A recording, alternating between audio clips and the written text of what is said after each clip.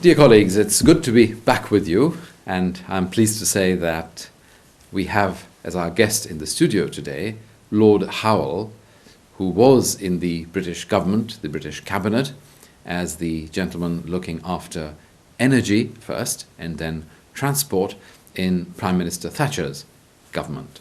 He is at the moment the shadow, that is to say the opposition or the Conservative Party spokesman on foreign affairs, which means that if the Conservatives win the next elections in the UK, he will be back in the government, probably looking after foreign affairs. He is here with us at Wolfsburg to run a think tank on the topic extreme danger and extreme opportunity, energy markets, geopolitical risk, and unforeseen threats.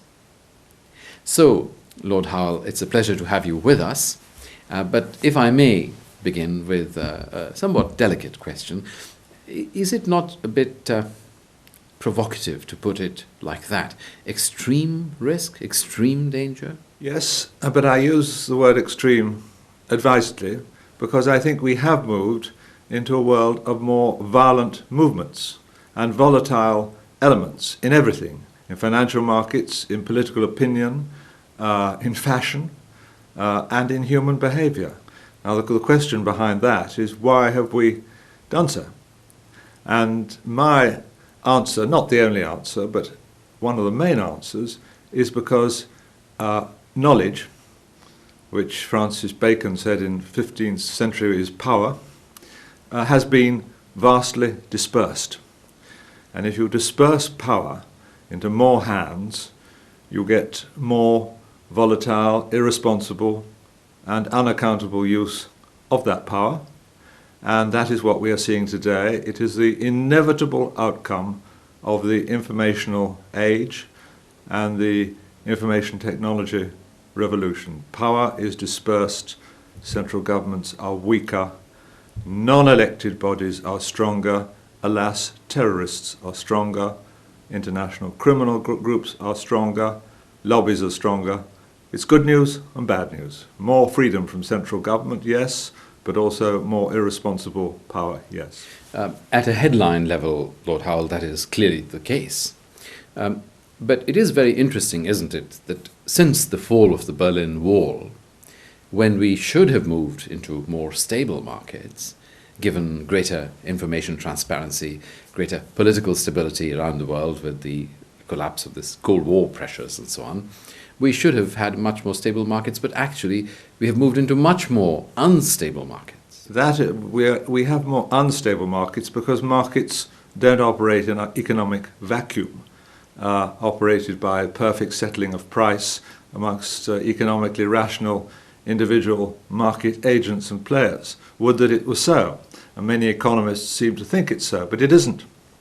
Markets operate in a context of politics, and the political context is now also overloaded with information, but it's half-processed information, distorted information, and it creates a highly volatile, irrational atmosphere.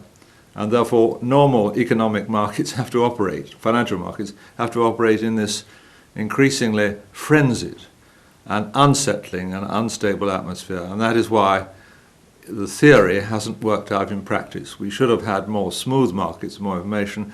In fact, we have more volatile, varied markets, even to the point where the same product can command a different price in different parts of the world, even though there's full information for trading between the two. So, Lord Howell, is it, in your view, the case that economic theory itself is flawed, is wrong, is mistaken? Yes, it is. The modern economic theory. I'm afraid I still belong to what was called the Austrian school, who said we must be very careful about analysing the world in terms of markets and economies, and we should think more of it as a process. Economics is a process of discovery and innovation. And there is a general political and economic evolution going on all the time, which produces economic growth if it's allowed to. And it's driven by anomalies and discovery. That is my view of the economy, and I'm very suspicious of modern market theory and modern economic fashions, because I believe I don't believe, it is a fact that they have failed spectacularly to explain how the world works and how people behave.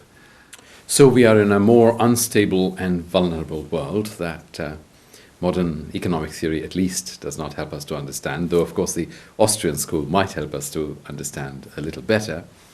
From the perspective of the ordinary practical person in the bank or the ordinary practical person on the street, are there any solutions?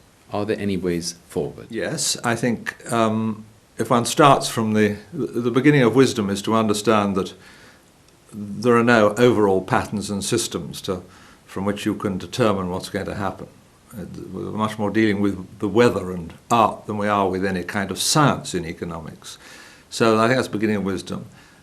Secondly, I would really say that within all this there are absolutely massive opportunities if one looks for them. And in the worlds of innovation and discovery, if one can just see a little further ahead, then the opportunities are enormous. Let's go back 30 years when no one had ever heard of the internet. And certainly no economists were predicting anything that happened in the 1990s. Indeed, they weren't even predicting the Asian currency turmoil of the middle 90s or the internet revolution. No economist had any idea these things were going to happen. Economics was simply unable to explain.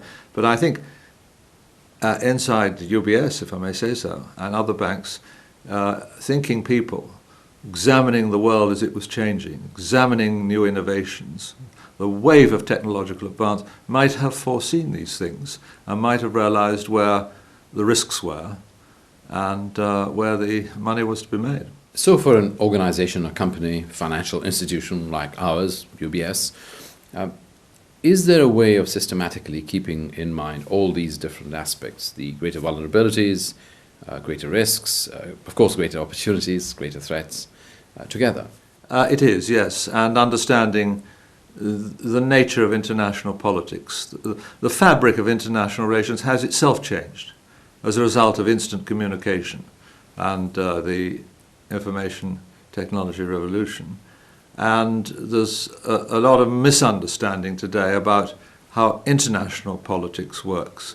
That needs to be put aside, and one has to understand the new fabric of international relations as well, I'm afraid, as what is going on inside every country, which is, as we know, always very complicated. Internal politics, whether we're talking about Greece or Russia or the UK or America or countries more remote in Central Asia, are always very, very complex, but they have to be understood because they decide the shape of markets. And they decide the shape of not only national markets, but, say, global energy markets. And these things require an enormous political understanding. So in your view, are most financial institutions equipped with the right level of political understanding? Are banks equipped with the right level of political understanding? No, my answer is no. My experience is that, and I had about 15 years in the banking world, is that a great many of the operators and players in the banking world and financial markets are very focused on economics, very expert in finance and the creation of new financial instruments, and very ingenious, very clever people. But their understanding of this central point that markets only work in a political and social context was not very deep. And there was a lot of ignorance, and still is a lot of ignorance, about how politics and social behavior affects markets. Is there any particular advice you would give to an institution like ours? I don't mean merely at the level of the chairman or the CEO, but also at the level of the average trader, the average analyst, the average worker in the company. Well, I think really to do the best they can to inform themselves about the broader politics, and not to place too much faith in the pronouncements of economists that markets are going to do this or that, or that the general view is that everything will get better or everything will get worse. I mean, one of the consequences of the information age is that there's stronger pressure to go with the herd, to go with the mass of people, and therefore enormous benefits if you're brave enough to be counterintuitive. So I suppose my advice, which is easy to give and less easy to follow, is be counterintuitive. Question the general wisdom. General wisdom says at the moment that markets are going to go nowhere, financial markets around the world, stock markets are shaky, and so on. The Americans may or may not be recovering, and question all that. It may just be that actually we've got it 180 degrees wrong. If we need to rethink everything, Lord Howell, or at least question everything, what is your view of current developments in the European Union? Well, I think the general recipe of rethinking everything applies to the European Union. It does need to rethink its modalities, its purposes, its processes. And to be fair, it is trying to do so. I mean, the Union was invented as the community, before that the British called it the common market, in a totally different world. It was a world of the Cold War. It was a world of emerging from the socialism of war, the Second World War. It was a world in which Germany and France had to get together after so much slaughter. Wonderful. So that was a tremendous innovation. It was 6 members. Today it is 25 members. There is no Cold War. The idea of the major European countries fighting each other is, I hope, gone forever. And we are living in an age of completely transformed information technology. So the European Union needs to rethink its relationships with itself and with the world. The new constitution of Europe is, of course, an attempt to do that, or part of an attempt to do that. Are you happy with the proposed new constitution? No, I'm not happy with the proposed constitution, because to me it is too much of a centralist document. It's too redolent of the old United States of America Founding Fathers document, which was splendid for 1787 and for the subsequent 19th and 20th centuries. But frankly, I think we want something a bit newer for Europe. Now, Jean Monnet was a great visionary and understood we wanted something new. He didn't, I don't think, want a United States of Europe, a centralized federation. He wanted something much more subtle. And I do not think that subtlety has got into the draft convention and the draft constitution. They seem to me to be much too traditional documents, all about more power to central institutions, and not understanding that in the information age you can safely distribute power much more vigorously. So I would like to see more powers back to the nation states, many more powers. The famous acquis communautaire could be unravelled. It's much too centralized. I would like to see much more involvement of the national legislatures or even the regional legislatures in decision making. And I would like to see less emphasis on lawyers and courts and rulings. You know, a central written constitution is a very old-fashioned thing. It's frozen on paper in legal words. In a computer age, it makes little sense. What we have is a written constitution, and that will, of course, be put to the German public, to the British public.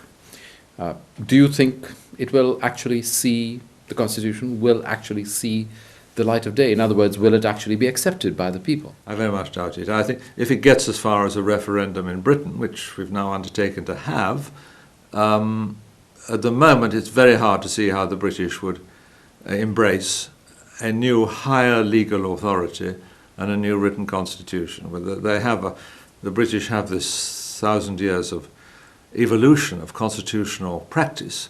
It's not written down in one place. It's available all over the place, although with computers you can actually bring it together.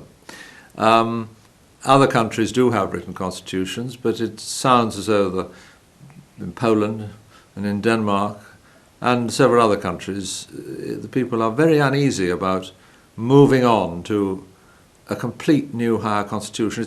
I think it's a treated too far. But if the constitution is actually rejected by even one of the countries, as I understand it, the constitution will fall. What will be the consequence? Well, I think first of all, I think you're right, although there has been suggestion that if it's a small country that rejects it, people will just hurry on past the accident, as it were. But what will be the consequences? I think the situation will then be open for the right kind of renegotiation and the right set of new rules which should create a much more comfortable and flexible Europe, with less central rulings and less powers at the centre, more diversity, a more relaxed affair altogether, a different kind of Europe, a Europe suitable to the network age. That is what I would like to see us develop. Some of us have worked on such ideas for many years, and the rejection of this old-fashioned constitution would be the opportunity for a new-fashioned set of rules. I don't use the word constitution. A new-fashioned set of rules which I think would really provide Europe with the flexibility it needs to operate in the global environment. Let's move on to a different but, of course, still related question, the question of defense and security. You have said that we are in a much more vulnerable world. How do you see the future? Well, I think it is very much a global future, that the democracies and the civilized and civilizing world will have to defend its values and its daily life, its normal security and safety and protection, by the most vigorous and intimate collaboration of intelligence, policing, and of course security and defence forces on the ground.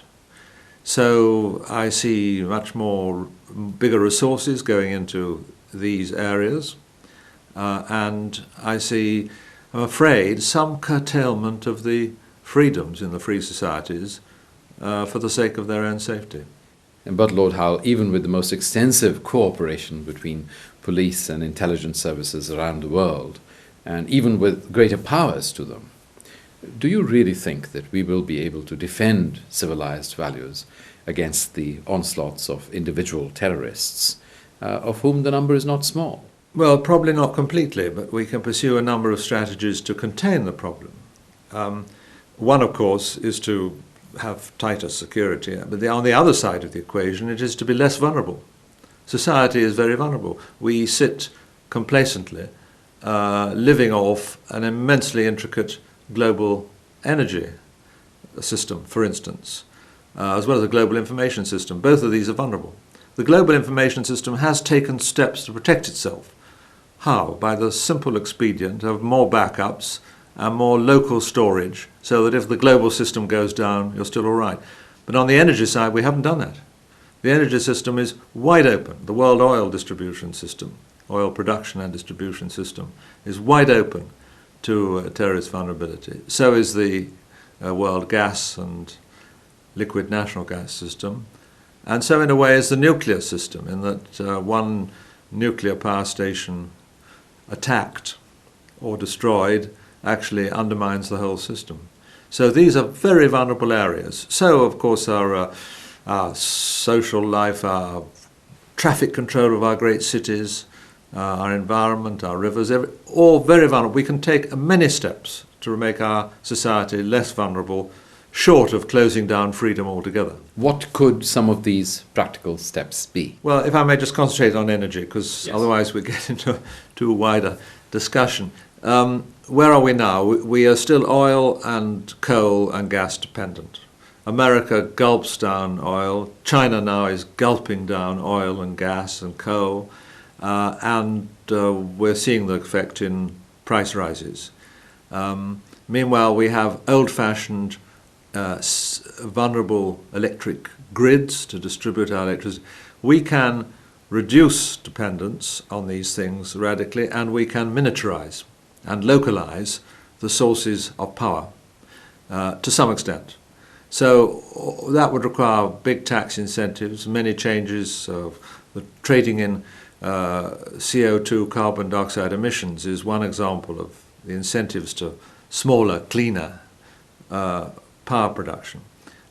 So there's one example. But how we move from here to there, you mustn't ask me, because I cannot see ways of persuading present energy investors and the big corporations and interests involved in today's energy economy, huge investment in oil-fired power stations, oil production. So I can't see how they're going to be persuaded to move from where they are now to investing in alternative energies, in much greater conservation, much lower use of energy.